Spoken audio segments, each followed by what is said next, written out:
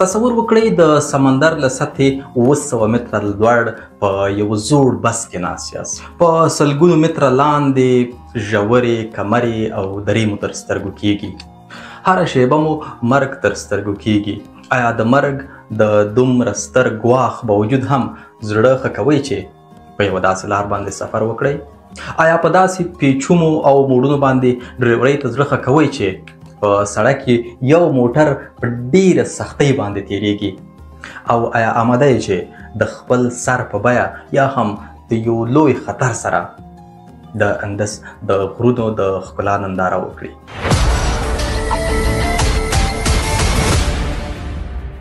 سلامونه او هرکلی، نن مو د اندس د غرونو څوکو ته وړو، چېرته چې هره ورځ لسګونه سیلانیان د مرګ سره لوبې کوي. موټر چلونکي د یوې کوچنۍ غلطۍ ځای نه لري، چېرته چې هره ورځ لسګونه خلک نه یوازې پر یو موټر چلونکي باور کوي او د سیل لپاره په مرګونو لارو باندې تیریږي. د وریځو په سر کې چېرته چې د طبیعت ځواک د انساني زغم سره مخامخ کیږي. د نړۍ د خورا خطرناک لارو یوه ستره او اوږده شبکه ده. دا د اندس غرونه دي، هغه سترې غرنۍ لړۍ چې تقریبا 8900 کیلومتره اوږدوالی لري او د جنوبي امریکا په لویدیځه غاړه باندې پراته دي. دلته په هر پیچومي او توقخ تیریدل د بخت له لوبې سره برابر دي.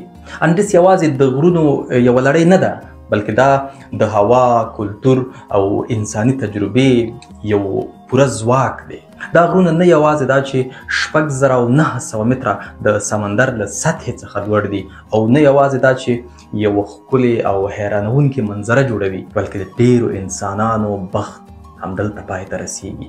ژوند سره یې خدای پاماني په همدې غرونو کې کړې او بیا یې د ښار سترګې نه دي لیدلي. د دې غرونو د سختو لارو کږلېچونه، سختي او اوږدوالی د هر سفر او مسافر د زغم او احتیاط امتحان اخلي او یوه وړه غلطي کولی شي چې د هغوی ژوند واخلي. تصور وکړئ یوه لاره دومره تنګه وي چې یوازې یو موټر په سختۍ ورباندې تیریږي او هر پیچ موړ د داسې ژورو کندو په غاړه او کمرونو په غاړه باندې وي چې د موټر چلونکي بېفکري کولی شي مسافر سلګونه متره لاندې په درو کې وغورځوي. که په پیرو کې د لوس لیبراتورز لاره وي او که په بولیویا کې د ډیټ روټ لاره، په دواړو تګ راتګ په یقیني توګه باندې یوه خطرناکه لوبه ده. یوه کوچنۍ خطا نه یوازې ګرانه بلکې مرګونې تمامېدلی شي. په دې سختو لارو هر کال بېلابېلې پیښې کیږي او د راپورونو په اساس په هره پیښه کې له 100 زیات کسان ژوند له لاسه ورکوي او دا د ځایي خلکو او سیلانیانو لپاره واقعا د خطر زنګ دی. خو بیا هم هره ورځ په دې سختو لارو باندې سلګونه خلک سفر کوي، خوند ترې اخلي او د دغه غرونو د ښکلا د لیدلو په موخه، د سیل په موخه پرې تګ راتګ کوي. ډریوران یوازې موټر نه چلوي، دوی په ارثي توګه باندې دغه مسلک له یو نسل نه بل نسل ته راوړی دی او په میراثي توګه باندې دغه هنر لري.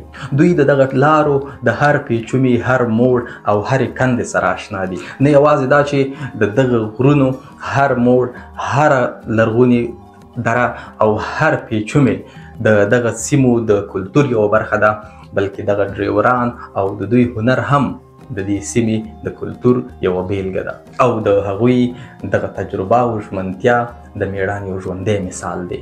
د ځینو خلکو لپاره دا خطرناکې لارې د زړورتیا سمبول ګرځېدلې دي او په دغه خطرناکو لارو د خوند او سیل په لټه کې هر کال شاوخوا 25,000 سیلانیان په دې لارو باندې سفر کوي او د دې سیمو د سیل لپاره راځي.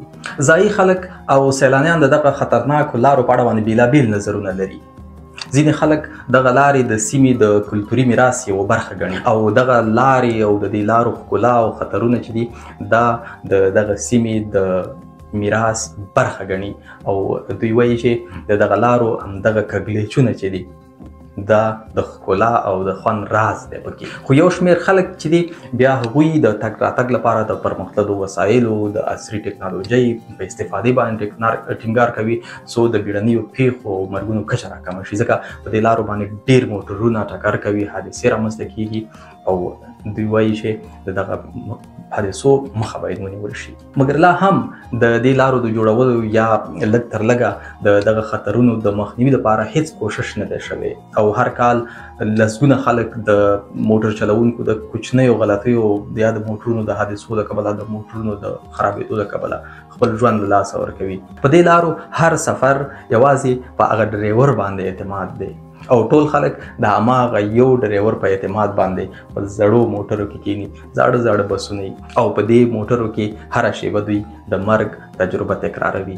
سلګونه متره لاندې مرګ په خپلو سترګو ګوري. هره لحظه د اندس له غرونو د خوند اخیستلو ترڅنګ لاندې ژورو مرګونو کمرونو او درو لیدل سړی په خپل سفر باندې پیمانه کوي. خو بیا هم دا سړکونه د ورځني ژوند لپاره کارول کیږي. هره ورځ په دې باندې خلک تګ راتګ کوي، نه یوازې سیلانیان بلکې د هغه سیمو خلک په همدې لارو باندې ښارونو ته تګ راتګ کوي. تاسې په خپلو سیمو کې دا شان سړکونه لرئ چې تګ راتګ ورباندې د مرګ په بیه وي؟ خپل نظرونه او تجربې راسره په کمنټونو کې شریکې کړئ او ویډیو هم د نورو ملګرو سره شریکه کړئ. د دې لپاره چې دا شان نورې ویډیوګانې تاسو ته وړاندې کوو د بیل بټن هم ووهئ او چینل در سره سبسکرایب کړئ. تر بیا الله پامان.